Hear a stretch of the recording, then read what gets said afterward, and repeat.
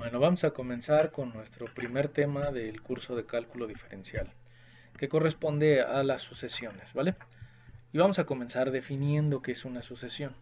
Bueno, una sucesión es una función, como las muchas que ya conocemos, pero tiene una particularidad, y esa es que su dominio siempre son los números naturales, y su conjunto de llegada o su rango es generalmente los números reales. De modo que en términos comunes una sucesión es una colección etiquetada de números. ¿Por qué etiquetada? Bueno, porque habíamos dicho que el dominio de estas funciones eran los números naturales. Entonces, en una sucesión siempre sabemos quién está en el primero, en el segundo, en el tercero, en el cuarto lugar. Una de las primeras características de una sucesión que salta a la vista es que las sucesiones son listados de números infinitos, es decir, una sucesión nunca se acaba de escribir, aunque sí tenemos alguna manera de saber qué número se encuentra siempre en cada posición. Aquí tenemos algunos ejemplos muy sencillos. Por ejemplo, la primera sucesión corresponde a la sucesión de los números impares. Es una sucesión creciente porque lo que en efecto se observa a medida que observamos los datos sucesivos es que el valor de los números que aparecen ahí va aumentando. De hecho, vamos aumentando de dos en dos. Si hay sucesiones crecientes, a las que les pasa eso que ya dijimos, por supuesto habrá sus contrarias. Una sucesión decreciente es aquella en las que el valor de los elementos sucesivos va disminuyendo, ¿no? Y ese es un comportamiento uniforme. En el caso de la sucesión que tenemos aquí, es una sucesión en la que siempre el número que sigue es la mitad del anterior. Y por último, otra sucesión famosa que nosotros veremos es la sucesión monótona o constante, que es una sucesión aburrida porque todos sus valores son exactamente el mismo, ¿no? En este caso es una sucesión cuyo rango siempre pertenece al número 2, ¿no? Fíjense que todas ellas se utiliza la misma notación para describirlas, a subíndice n entre unas llaves o unos corchetes, ¿sale? Bueno, ¿qué otra característica tienen las sucesiones si decimos que son funciones? Si ustedes recuerdan las funciones de los cursos anteriores, generalmente son curvas, son líneas, son curvas, conocíamos los polinomios, las funciones racionales, las funciones irracionales. Resulta que las sucesiones son funciones cuya gráfica o cuya visualización corresponde exclusivamente a pequeños puntos. Es decir, su descripción no es continua, sino discreta o punto a punto. Y lo que nos interesará de esa función es cómo se comportan precisamente esos puntitos que son la representación gráfica de los números que tenemos en esta lista etiquetada o en esta lista ordenada. ¿Sale? Bueno, acá tenemos algunos ejemplos más, pero particularmente lo que nos importa aquí es poder construir una regla de correspondencia, porque en efecto los elementos de una sucesión siempre obedecen a una regla o a un patrón. Por ejemplo, en el caso aquí del inciso A, fíjense que la sucesión va aumentando de 5 en 5, acá de 2 en 2. Acá fíjense que las sumas no son constantes, porque de aquí a acá crece 3, del 4 al 9 crece 5, del 9 al 16 crece 7. No tiene un crecimiento constante. Pero no es difícil sospechar que los elementos que aparecen ahí son números que corresponden a los cuadrados de los números naturales. 1 al cuadrado 1, 2 al cuadrado 4, 3 al cuadrado 9. Bueno, esas reglas de correspondencia que en efecto construyen a nuestra sucesión se pueden escribir como una fórmula efectiva. ¿A qué me refiero con una fórmula efectiva? Bueno, a aquella que me permita saber de manera directa cuál es el número que se encuentra en una posición particular en ese listado infinito que es el de las sucesiones. Porque en efecto, uno podría seguir el listado, el patrón de construcción de cada una de estas sucesiones para llegar al término que nosotros quisiéramos. Por ejemplo, si yo quisiera llegar hasta el término 100 en esta sucesión, pues habría que construir los primeros 99 lugares, lo cual es un camino muy tedioso, pero no si tenemos una regla de correspondencia y efectiva. ¿A qué me refiero con efectiva? Bueno, que en efecto el valor de una posición en particular dependa de su subíndice. Es decir, que si yo quiero encontrar el número que se encuentra en la posición 20, pues utilice ese 20 y haga algún conjunto de operaciones con ese 20 para poder llegar al resultado. Aquí tenemos descritas algunas de las que están acá. Fíjense que para el caso de la sucesión de los números impares, su regla de correspondencia es esta, 2n-1. Porque en efecto, para conocer el primer valor tengo que cambiar la n por 1, 2 por 1, 2, menos 1, 1. Para conocer el tercer valor tengo que cambiar la n por 3 y hacer las cuentas, 2 por 3, 6, menos 1, 5. Y en efecto, obtengo la tercera posición en ese listado. Fíjense que esas fórmulas o reglas de correspondencia son muy variadas. No necesariamente nos vamos a encontrar con números enteros siempre, pueden ser números fraccionarios, números decimales o incluso números irracionales o que tengan raíces. Bueno, entonces este primer acercamiento algebraico a las sucesiones nos dice que pueden tener una regla efectiva o una regla directa de correspondencia, pero no siempre es la más idónea. Una de las sucesiones más famosas y que más aparece en la naturaleza es la sucesión de Fibonacci, que tenemos aquí en este listado. Consta de los términos 1, 1, 2, 3, 5, 8. Es una sucesión creciente, que evidentemente la tasa con la que va incrementando no parece muy sencilla a simple vista.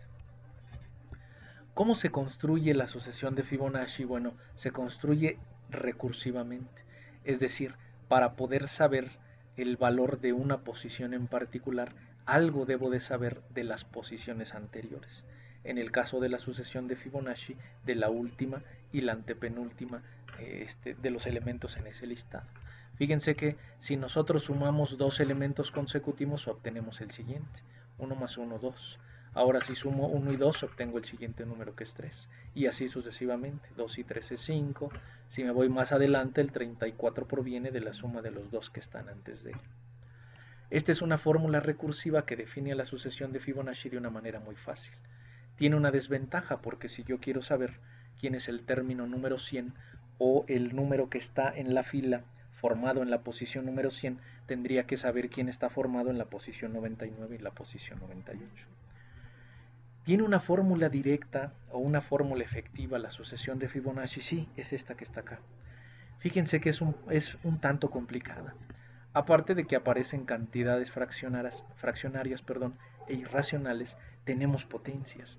Tendríamos que elevar al cuadrado, al cubo, a la cuarta, a la quinta potencia, y saben que eso es muy tedioso.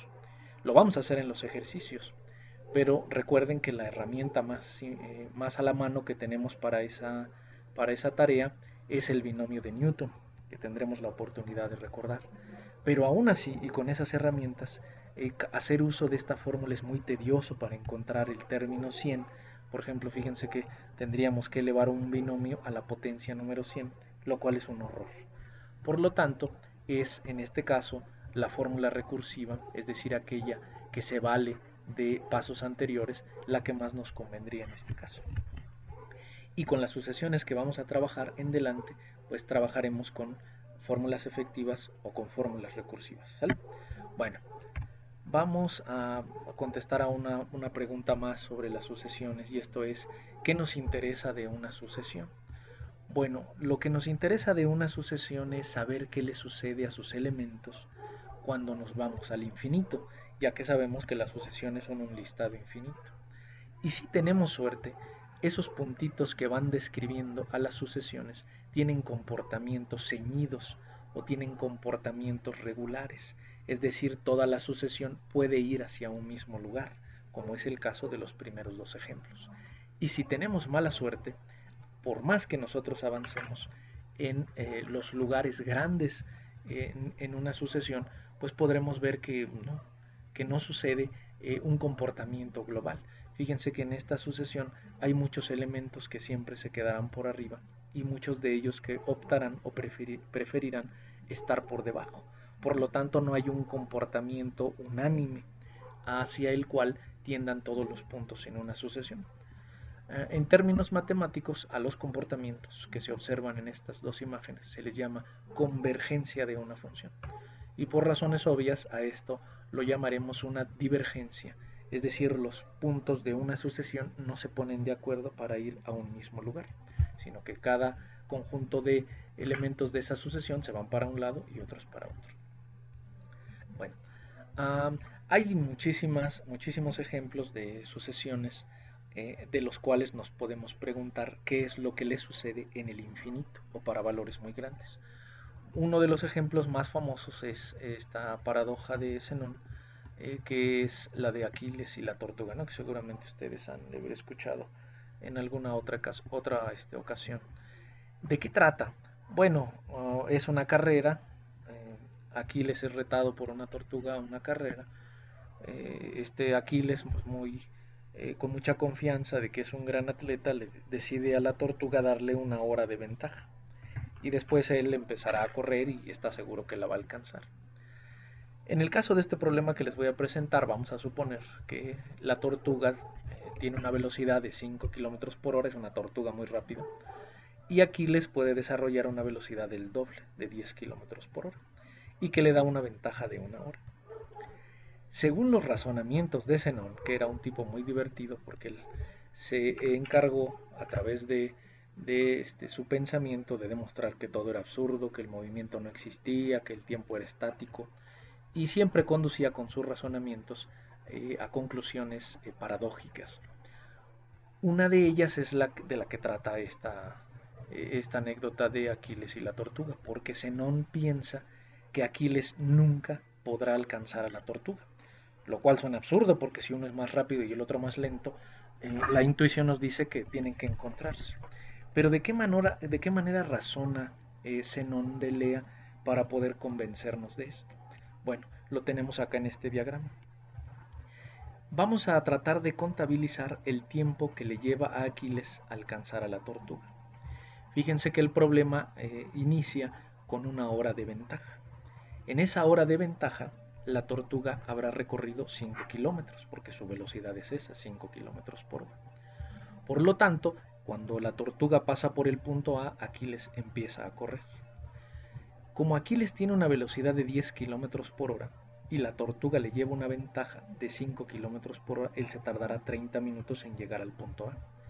Eso expresado como una fracción, lo podríamos escribir así, como un media hora, una mitad de esta unidad que estamos considerando como una hora. Pero en esa media hora que le llevó a Aquiles llegar al punto A, la tortuga ya avanzó otro pedacito. Si fue media hora, entonces no avanzará 5 kilómetros, sino 2 kilómetros y medio, y llegará hasta el punto B. En ese momento Aquiles vislumbra a la tortuga en el punto B desde el punto A y dice: me faltan 2.5 kilómetros para alcanzar a la tortuga.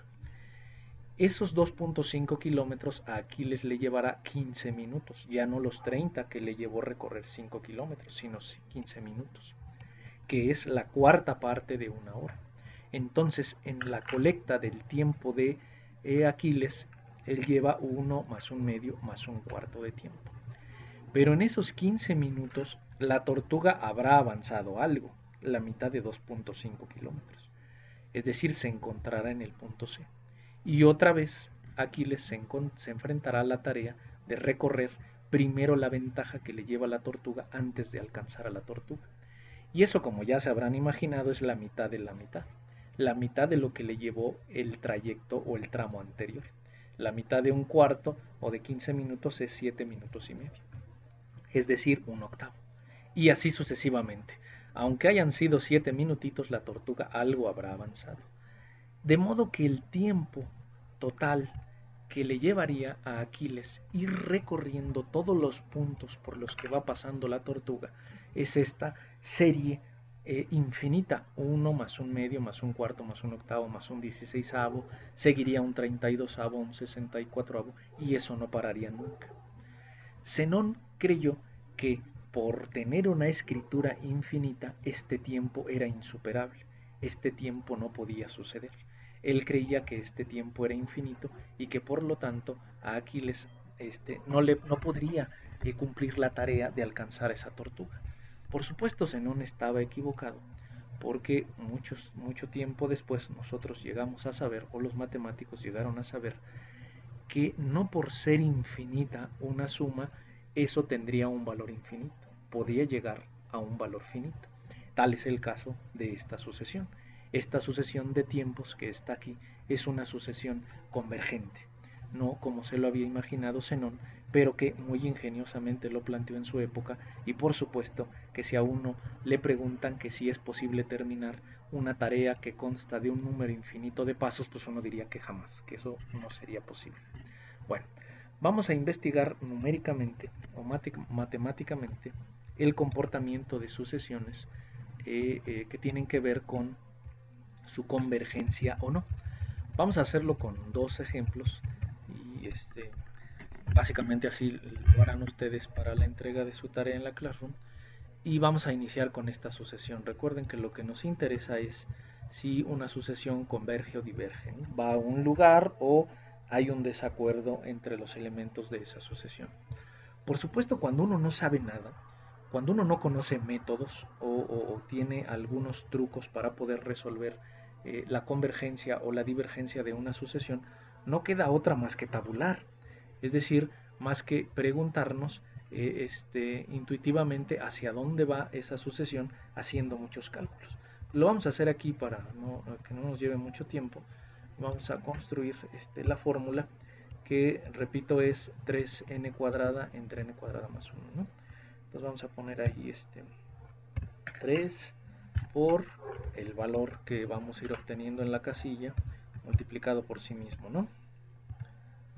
Ahí tendríamos 3n cuadrada sobre n cuadrada más 1, es decir, otra vez la casilla multiplicada por sí misma más 1, ¿no? Vamos a ponerle aquí un paréntesis, ahí está, ¿no?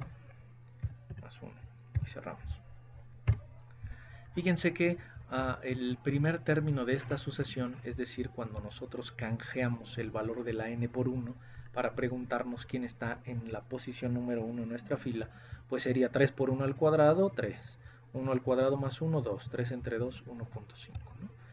Y eso tendríamos que hacerlo en nuestra libreta, paso por paso. Aquí lo vamos a hacer de manera directa, ¿no?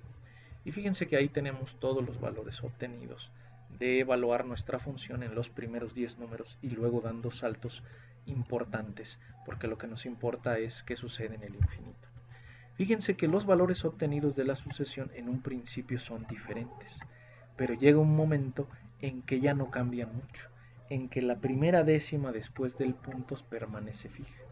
Y no es muy difícil darse cuenta que esta sucesión o este conjunto de valores hacia lo que se acercan es hacia el número 3, porque es hacia eso a lo que nos conduce el 2.9, el 2.99, el 2.999 y el 2.99999, una cantidad considerable de veces.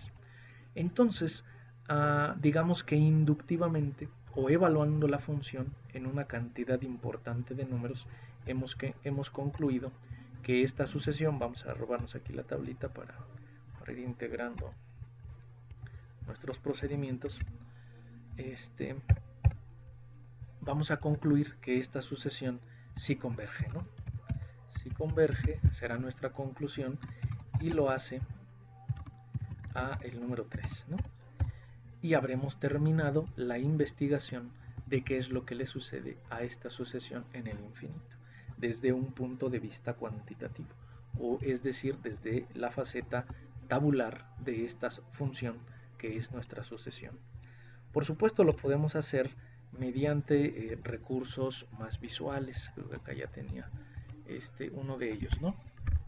Bueno, vamos a tratar de ejemplificarlo mediante este recurso que ya habíamos mencionado, que es GeoGebra, ¿no? Entonces ahí abren ahí su GeoGebra online, o si lo tienen descargado en su celular, pues está muy bien. Y para poder describir sucesiones necesitamos utilizar algo que se conoce como deslizadores, ¿no? Tal como nos lo sugiere ahí el menú, nos colocamos en cualquier lugar y vamos a definir nuestro deslizador. Nuestro deslizador va a ser de alguna manera la etiqueta de los elementos de nuestra sucesión. Vamos a describir unos 25 elementos, ¿no? Desde 1 a 25. Empezamos en 1 porque ahí empiezan los números naturales. Y vamos a ir dándole aumentos de 1 en 1. Y vamos a ponerle a nuestro deslizador el nombre n, ¿no? De la etiqueta que nos interesa. Posteriormente, ya que está definido nuestro deslizador, vamos a escribir aquí nuestra sucesión o la regla de correspondencia de esa sucesión, que si no mal recuerdo era 3n cuadrada entre n cuadrado más 1. Vamos a poner 3n 3n cuadrada más 1, ¿no? Y eso lo vamos a dividir entre n cuadrada, ¿no? Más 1. Entonces definimos bien los paréntesis para detallar nuestra función. Más 1, creo, ¿verdad? Si era así. El de arriba era solo, ¿verdad? Vamos a quitarle, estamos inventando otra función. Ahí está, ¿no? Le damos enter y ya está definida nuestra fórmula. Ahora vamos a dibujar, vamos a introducir un punto cualquiera que será el punto que llevará el movimiento de mi sucesión, pero vamos a definir sus entradas, ¿no? Como elemento de las X o primera coordenada necesitamos la etiqueta, es decir, que nos diga primero, segundo, tercero, cuarto, y como coordenada Y va a ser el valor que nos arroje la evaluación de su regla de correspondencia, que ya hemos llamado AN. Ahí está, ¿no? Y para que sigamos a ese punto, vamos a decirle que muestre su rastro. Y fíjense que acá se van a ir mostrando todas las iteraciones o todas las evaluaciones de nuestra función, ¿no? A ver, ahí vamos a... Bueno, y ahí le modificamos la escala para que se logre ver el punto y le damos correr, ¿no? Y entonces ahí nos va mostrando los valores obtenidos por la sucesión en cada una de sus iteraciones desde el 1 hasta el 25, ¿no? Entonces fíjense que uno le puede mover, desaparecen y se vuelven a observar los trazos. Fíjense que a medida que los puntos que elegimos están más alejados, ya no cambian, es decir, su altura se modifica muy poco y no es muy difícil darnos cuenta que hacia dónde se acercan todos esos puntos y el valor que ya no exceden es el número 3. Entonces, de manera visual, podemos ver a partir de esta herramienta del deslizador cuál es el comportamiento global de toda nuestra sucesión, ¿sale? Bueno, así podemos hacerle con otro conjunto de sucesiones. Vamos a probar una más, esta que se ve un poco más interesante. Vamos a tabularla también. Fíjense que es la enésima potencia de menos 1 por 5 sobre n, ¿no? Vamos a definirla de este lado. Vamos a poner ahí el símbolo más, de que vamos a introducir una fórmula. Y luego el menos 1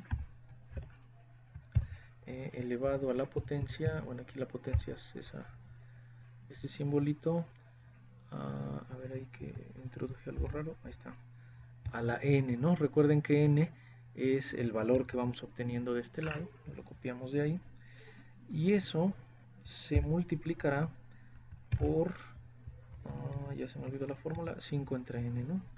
Los 5 sobre, otra vez el valor que esté del lado derecho en el índice, ¿no? O el valor que va corriendo. Y ya le damos enter, ¿no? Copiamos la fórmula para muchísimos casos. Y fíjense que obtenemos esto que está ahí, es una tabla cualitativamente diferente a la anterior, ¿no? De hecho, le podemos poner ahí el valor 100 y obtenemos ese numerito, ¿no? Fíjense que hay un inconveniente y es que los signos de esta función están intercalados, ¿no? Es decir, tenemos valores positivos, valores negativos, valor positivo, fíjense que acá, bueno, salen positivos porque he elegido puros números pares, pero al menos en el comportamiento de las primeras iteraciones observamos un comportamiento alternante. Podríamos cambiar aquí, ¿no? No sé, le pongo 11. A 12 para que vaya seguidito, ¿no? Y fíjense que ahí sí, ahora sí, ¿no? Observamos este comportamiento intercalado en los signos, ¿no? Fíjense que los negativos tenemos un valor de menos 5, luego menos 1, Luego nos saltamos a menos 0.7, menos 0.5, menos 0.4, menos 0.38. Digamos que este análisis es un análisis un poco ambivalente, porque tal parece que nuestra sucesión se va a lugares diferentes a medida que nosotros avanzamos. Bueno, podríamos hacer el mismo estudio en GeoGebra para observar qué es lo que sucede con el comportamiento de esta función, ¿no? Vamos a borrar nuestra función anterior y vamos a introducir nuevamente, ¿no? Recuerden que lo primero era escribir un deslizador, introducir un deslizador en cualquier lugar, lo llamamos igual, n, y le damos ahí desde 1 hasta 30, digamos, un poco más detallado, incrementos de 1 en 1. Ahora introducimos la regla de correspondencia, la vamos a llamar así, a n igual a, que era menos 1 a la n, ¿verdad? Entonces ponemos acá menos 1 a la n por 5 sobre n, ¿no? Ahí está. Y damos enter. Y luego vamos a trazar un punto y lo ponemos donde sea, ¿no? Y a estas coordenadas ponemos n y a n. Fíjense que es un algoritmo completamente repetitivo y le damos enter, ¿no? Y lo ponemos a correr y ahí vemos qué es lo que le sucede a nuestros puntos, ¿no? Vamos a atrapar uno de ellos y vamos a poner mostrar rastro, ¿no? Que si no lo hacemos, fíjense que observamos uno a uno los elementos de esta sucesión, pero sin que vayan marcados, ¿no? Y entonces ahí va, ¿no? La dejamos correr, ahorita regresa. Y ahí va, ¿no? Fíjense que en los valores iniciales nuestra función está muy distanciada entre sí. Pero a medida que avanzamos, esos valores se van acercando a 0, aunque tanto por arriba como por abajo. Entonces fíjense que sí existe en efecto un aplastamiento, que hay una división aparente entre el comportamiento de esta sucesión, pero los valores que son positivos se aplastan por arriba y los otros elementos de la sucesión se aplastan también a 0 por debajo. Si no nos convencemos con ese número de iteraciones, podemos hacer lo siguiente. Le dan clic ahí en el número de iteraciones y vamos a mancharnos, ¿no? Le ponemos 50 y le damos enter y lo ponemos a correr.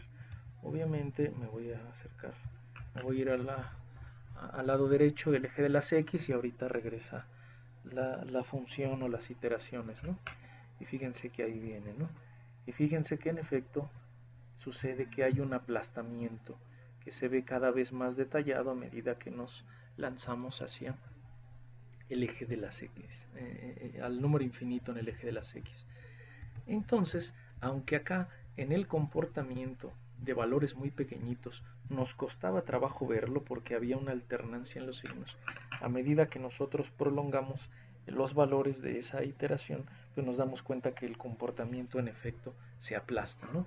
Eso es, cuando uno lo está haciendo en libreta, pues uno se puede saltar directamente, ¿no? Y ponerle, no sé, un valor 100, 101, 102, 103, saltarnos los valores iniciales y en efecto ahí veremos que estos valores se van aplastando. Uno por el lado positivo, miren aquí iban descendiendo positivamente desde 2.5, acá ya vamos en 0.4, y los números negativos también, menos 5, menos 1.6, 0.7, 0.5, 0.4, 0.3. Entonces vamos a concluir también que esta sucesión sí tiene límite, ¿no? O sí es convergente, ¿no? Y es 0, ¿no? Bueno, vamos a ir a casi terminar esta exposición de las sucesiones y la exhibición de estas herramientas que son muy útiles, ¿no? Fíjense que uno lo puede hacer más rápido, acá le puede uno apresurar la velocidad con la que se dan las iteraciones, si son ahí medio desesperados, este, y es una herramienta genial, ¿no? Ya por último, nada más les recuerdo, vamos a ponerla ahí a rotar un poco. Les recuerdo que nosotros podemos exportar estas imágenes, ¿no? Nos vamos acá al menú, le ponemos exportar imagen, y ya no descargar, y con eso ya podremos completar nuestras tareas, ¿no? Ahí le ponen pegar y la hacen pequeñita, ¿no? Para que puedan completar sus tareas, ¿no? Bueno, ahorita la saco de esta, quedó ahí en la tablita. Bueno, entonces es de esta manera en la que nosotros vamos a presentar la tarea en la Classroom, para no andar mandando ahí simplemente fotos de nuestro cuaderno y pues, tenga ahí, sea más cómodo y un poco más presentable. Los ejercicios que haremos, el primer bloque de ejercicios consistirá en investigar si hay convergencia o divergencia mediante una exploración tabular y mediante una exploración gráfica como la que nos permite usar GeoGebra con estos deslizadores, ¿sale? Bueno, vamos a dejarle hasta aquí antes de poder abordar otros métodos un poco más algebraicos, menos intuitivos, para poder saber si las sucesiones convergen o no.